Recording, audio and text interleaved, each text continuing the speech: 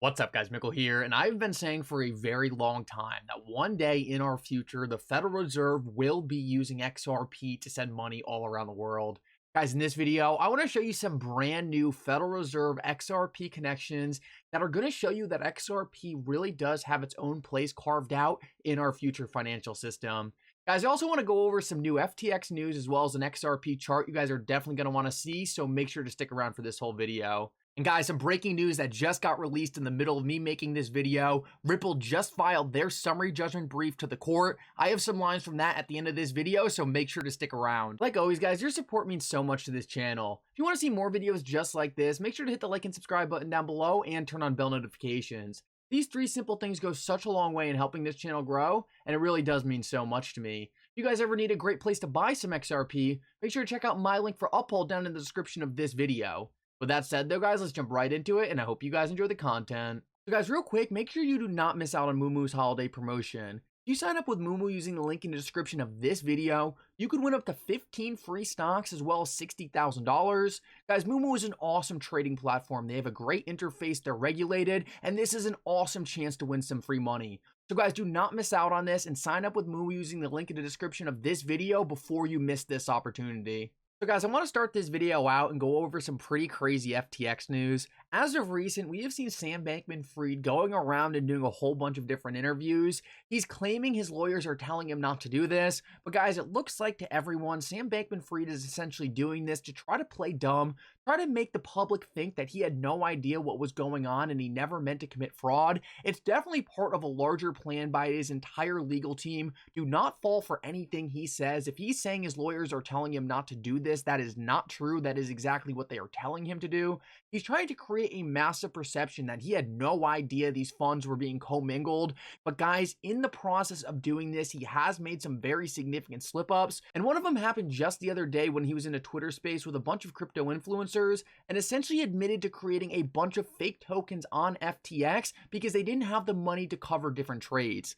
Take a look at this. This is pretty wild. And guys, this is something he had denied in the past. So the fact that now he is walking back on this and getting caught in his own lie shows that this entire perception that Sam Bankman-Fried didn't know what was going on when all this fraud occurred is a complete farce. And the fact of the matter is, he's only trying to create this perception that he had no idea what was going on to try to dodge any responsibility that he's going to have to bear when everyone realizes that he did know what was going on and it was fraud the entire time. Take a listen to this. This is pretty shocking. Because that makes sense as to why there were no more Bitcoin to withdraw, where customers like that I know had Bitcoin balances, because those Bitcoin actually didn't exist because it was just notional. You were just letting us buy notional tokens that didn't actually really exist. Yeah, or another way of phrasing that. Because otherwise you would have had to have the USDC somewhere. Right. Yeah. I believe that what you're saying is in fact part of what happened. Chet, do you want to continue? So guys, right there, and I know the audio was a little whack. One person was really loud, one person was quiet. I don't want to blow your guys' ear out. But guys, right there, Sam Bankman-Fried literally admits to creating fake Bitcoin on FTX to try to prop up different volumes and try to make it look like FTX had the liquidity to cover a lot of the different loans they were giving out. What he admits to right here is never having the money, and this is something he has denied multiple times in past interviews. Fact of the matter is, this media tour Sam Bankman-Fried is doing is going to cause him a lot of trouble later down the road because he's clearly getting caught up in his own lies. He has no idea what he's admitted to in the past, what he's played dumb on, and what he has admitted to in text messages he doesn't even remember sending. Guys, ultimately, I think this was kind of a Hail Mary attempt by Sam Bankman-Fried. He already knew there was a lot of evidence that he did commit fraud, so his next step forward was just to try to go on this media tour, try to convince everyone he was dumb, and it was really just a last-ditch effort to try to save himself a little bit. I don't think it's going to work. I think it's because of stuff like this. This effort's really going to fail. But guys, who knows? He certainly does have some very interesting people defending him. It seems like the entire media is on his side, and he does have some politicians really taking his back. So let's see what happens, but it's certainly a bad sign when another fraudster is calling you out for fraud. Earlier today, Alex Mashinsky, he was the CEO of Celsius, actually directly called out Sam Bankman-Fried for essentially making up fake tokens on FTX and essentially then laundering that money to Alameda.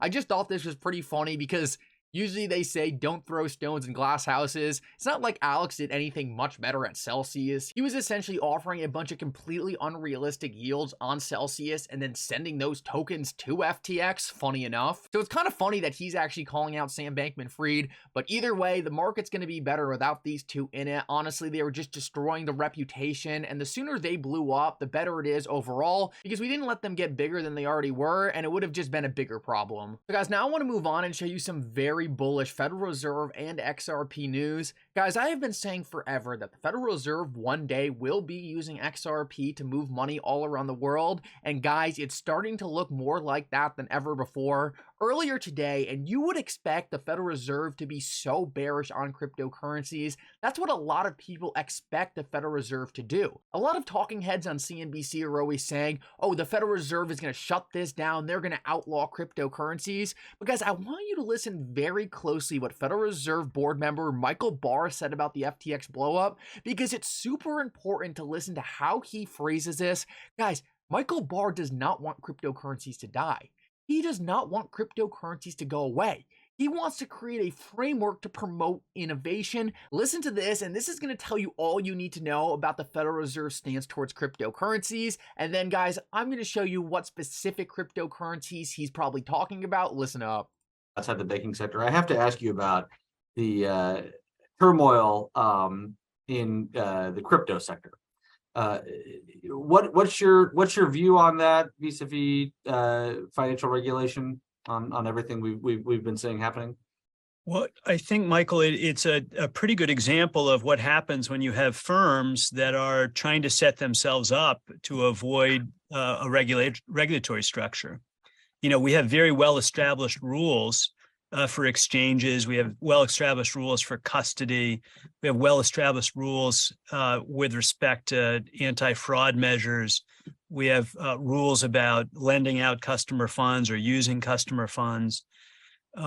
So, you know, if we had a regulatory system that was applying fully at full force to that sector, I think that, you know, we would have had the ability to minimize some of those risks that we saw. Now, thankfully, the risks to the core of the financial system have been pretty muted in the aggregate. There aren't today tight linkages between the financial sector and the crypto sector at a very large level. We have some small sets of interactions with the traditional banking system where there might be risks, but not at a broad scale. And so I think it's really important as we go forward in thinking about regulation of crypto-related assets and activities that we think about those risks. I also want to be clear at the same time, Michael, it's important for us not to set up a regulatory environment that stifles innovation. Innovation is really critical to the financial sector. It's critical to the American economy. It's one of the reasons we have an amazingly vibrant economic system, is because we permit, encourage, allow and that kind of innovation. And so we've got to get the balance right. We have to have really good guardrails so that investors and consumers are protected, so that the safety and soundness of the financial system is protected. And then we need to let innovation flourish within those guardrails so that we don't lock in old technology. So guys, he was just about to say, so we don't lock in old technology. Guys, Michael Barr knows what's going on here. He knows FTX was a Ponzi, but he knows we can't kill cryptocurrency because of that. If cryptocurrency was all one big scam, he would be front and center saying we need to get rid of all this stuff. None of it matters. What he is saying, he's saying this is proving we need regulations so the good innovation prospers. And guys, this is a quote from Michael Barr when he joined Ripple Labs. Yes, this guy right here at the Federal Reserve was working at Ripple Labs. I'm excited to be joining Ripple Labs, the advisory board for Ripple Labs, said Barr. Our global payment system is badly outdated. I think innovation in payments can help make the financial system safer, reduce costs, and improve access and efficiency for customers and businesses alike. Guys, that is Ripple using XRP to move money all around the world instantaneously and for a low cost.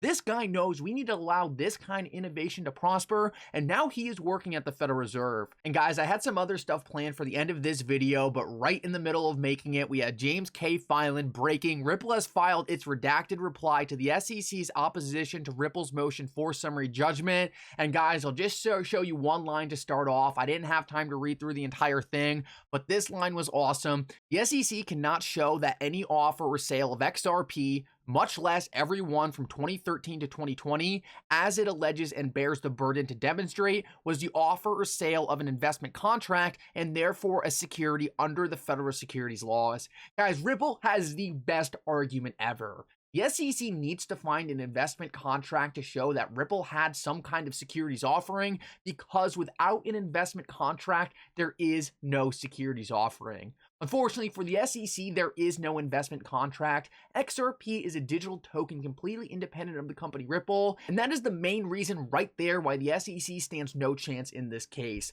Yes, the SEC can say that Ripple had certain contracts with different market participants where the offer could have been a securities transaction, but guys, the SEC has not been able to identify a single one, and they certainly do not have the ability to find any examples of a secondary market participant having some kind of investment contract with Ripple. It doesn't exist. XRP is decentralized just like Bitcoin, that the SEC has already acknowledged is not a security. Guys, the SEC is fighting a pointless battle. You know, tomorrow I'm going to read through this entire thing. I'm going to have all the best parts from both this brief and the SEC's brief. But guys, for now, I hope everyone has a great night, and Mickle out.